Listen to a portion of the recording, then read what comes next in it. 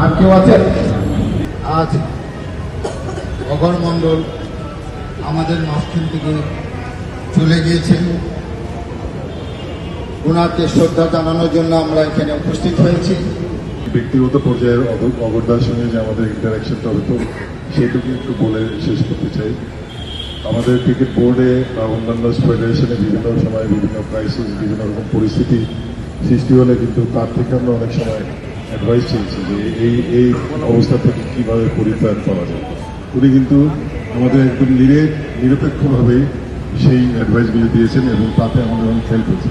Similarly তারও অনেক সময় অনেক কিছু জানতে ইচ্ছে করেছে, অনেক কিছু হয়তো সিচুয়েশন রাইজ করেছিল, সেখানে আমরাও তাকে অনেক কিছু ইনপুট দিয়েছি। আমাদের একটা সোজা কথা ছিল যে একটা রিলেশনশিপ অফ মিউচুয়াল আন্ডারস্ট্যান্ডিং এবং মিউচুয়াল রেসপেক্ট। তাদের সঙ্গে অনেক কিছু শেয়ার করতাম, কথা বলতাম। এই বেশ কিছুদিন ধরে গত 2 মাস 3 মাস ধরে সেইভাবে আর হচ্ছিল না।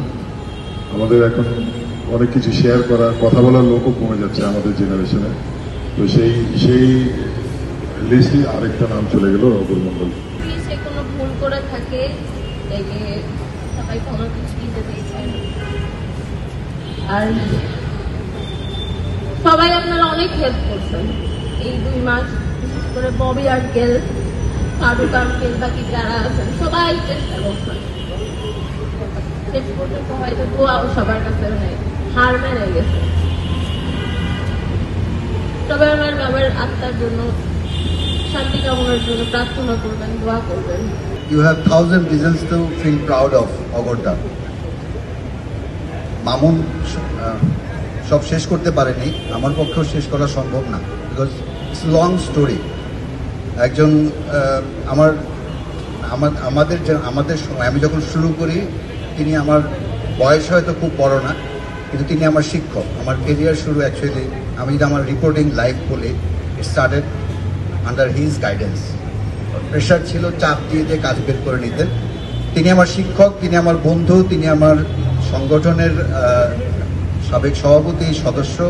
তার চেয়ে বড় কথা, তার সঙ্গে আমরা প্রেস বক্স শেয়ার করেছি, আমি তার সঙ্গে একসঙ্গে দীর্ঘদিন কাজ করেছি। এটা আমার জীবনের পরম পাওয়া।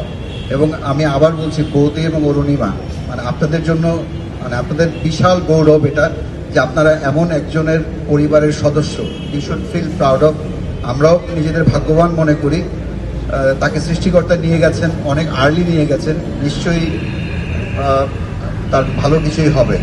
অগরদার সাথে আমার ব্যক্তিগত এমন একটি সম্পর্ক ছিল, যেহেতু আমি বিএনপি স্পোর্টস সেক্রেটারির দায়িত্ব পালন করছি, সেই জায়গা থেকে যখনই স্পোর্টসের কোনো তথ্য উপাত্ত বা কোনো কিছুর প্রয়োজন হতো, যে দাদা আমি তো এটি আসলে জানি না, আপনি একটু আমাকে হেল্প করেন, দাদা নির্দ্বিধায় নিঃসংকোচে তিনি আমার সাথে বসতেন, কথা বলতেন যে আমি কি চাই বা আমার কি চাওয়া তার কাছ থেকে।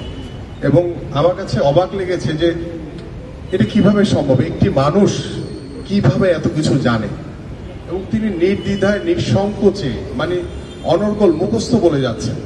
আমি বললাম যে দাদা এত তথ্যপাত্য, এত সাল সন, এই সেই 71-এর আগে থেকে বা 71-এর পরে যে বাংলাদেশের যে ইতিহাস, স্পোর্টসের যে ইতিহাস, ওনার মতো কেউ আসলে পারবে না, আমার কাছে মনে হয় না।